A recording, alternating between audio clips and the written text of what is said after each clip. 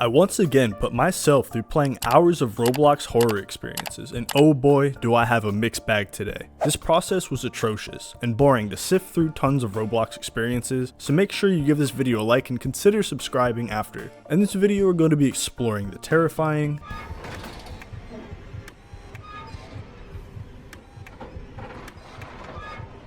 versus the trash.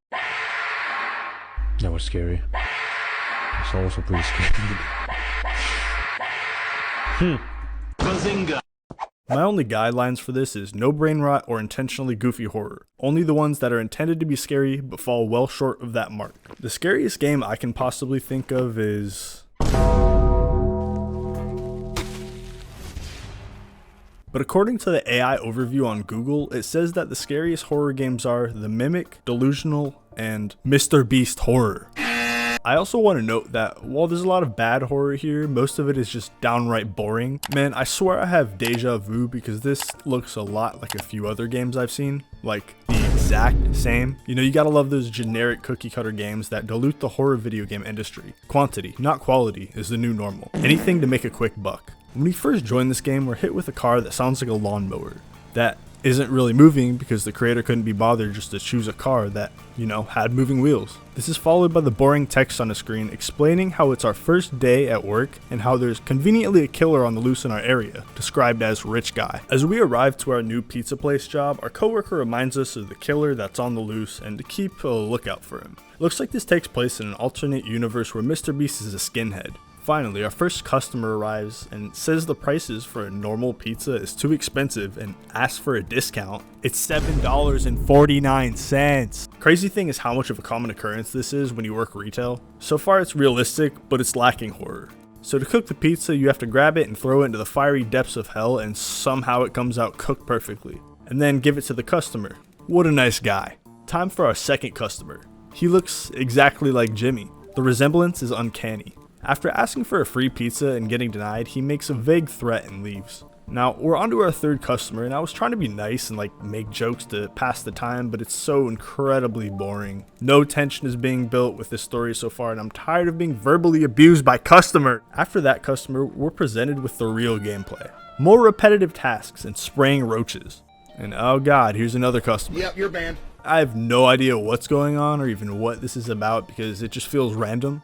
I have to fast forward these next couple customers because there's literally nothing significant that happens. So we're met with a police officer that says they have seen suspicious activity around this establishment, whatever that means. Turns out he wasn't wrong because when we open the freezer door, we see Jimmy standing there. And when we ask him to leave, he does the logical thing by climbing onto the ceiling and defying gravity. A little later into the night, this goes from pizza maker simulator to janitor simulator. And when we're almost finished cleaning the bathroom, we run into Mr. Beast yet again getting freaky in the stall. Then this somehow causes him to go insane and set a car on fire and give a trash generic speech. I don't know, bro, I'm not reading all that. This ends in the most anticlimactic way where you're supposed to run back into the pizzeria and you just choose whether to hide in the bathroom or the main building. And it's a 50-50 shot whether you'll live. So another waste of time simulator. I usually don't hate on people's creations, but please avoid these trash games so the studio behind this will stop making them and pumping out a new one every week.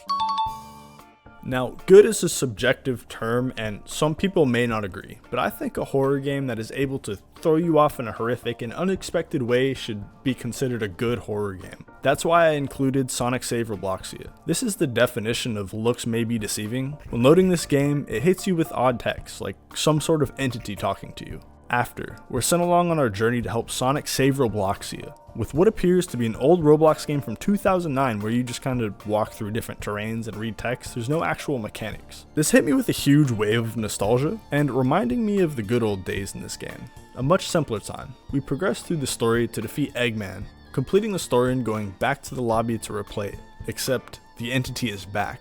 Whatever entity that was communicating with us before is doing it again. You've beaten the game, but this isn't what you came here for, is it? We're then given a vague description of where the real game will be unraveled. So we check all four corners of the first level, and there it is. Instant distortion. The atmosphere changes. This is not the Sonic game we've been playing. This is something much darker. More subliminal messages lead us to a couple puzzles that we complete, but after that, we enter a new world. Horrific, screeching, a grayscale world, and the uncertainty of what comes next. I highly recommend this experience, and if you want a bizarre yet unique adventure, you should play Sonic Saves Robloxia.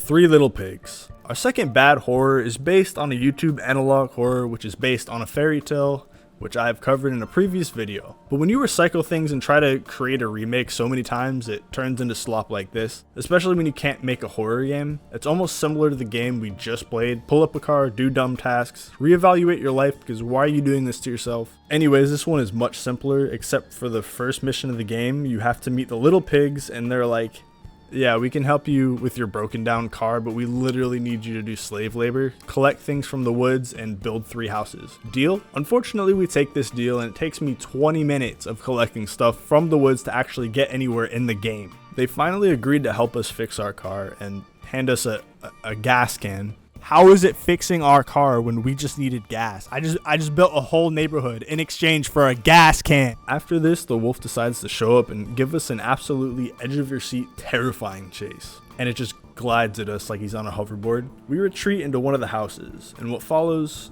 is as the fairy tale goes. And at the end, he enters the brick house, and we decide to go through with the only viable option, setting the house on fire. If we somehow made it out of this, we will have no gas left to get home. So this has been the most useless quote-unquote horror game ever, and I want the last 25 minutes of my life back. We're gonna switch to something more high quality, an experience that could pass as a Steam game, one with a quality over quantity development studio behind it. This is Pressure, a game where you progress by unlocking doors, solving puzzles, and hiding from entities that will easily put an end to you. This takes place deep in the ocean, in the Hadal Black Site, which is an abandoned facility that you have to get through while trying to survive monsters. I also really appreciate the cutscenes in this game. The animation is smooth, just a real high quality game all around. There were definitely a few points where I was jump scared here, but decide for yourself and come back and let me know what you think.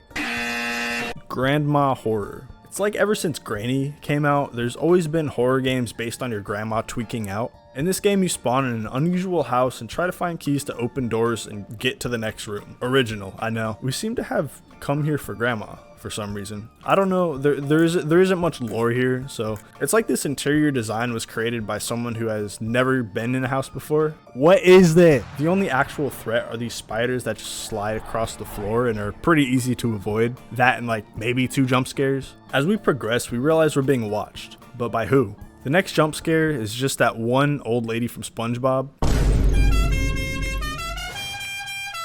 Also, the real horror of this game is why are they charging 230 Robux just to wear a hat? We proceed into this hallway that's decorated beautifully by the most amazing interior designer, and the game is over.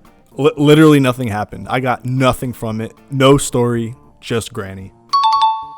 Far From Land. Now this next game isn't exactly original as it uses mechanics from current popular games, as I'm sure you'll be able to guess. This takes place out in the ocean. You're the captain of a boat and conveniently the only person on this huge cargo ship. So you're responsible for normal captain things like steering the ship, avoiding obstacles, honking the horn, and avoiding dangerous robots that are trying to kill you. Like I said, not the most original idea, but the detail of this game and the mechanic of actually having to steer the ship and get to your destination, not just trying to survive the night from animatronics, I enjoyed the extra layer of gameplay. My first encounter with the animatronic was really terrifying as I didn't know if I held my breath in time and was anticipating a jump scare.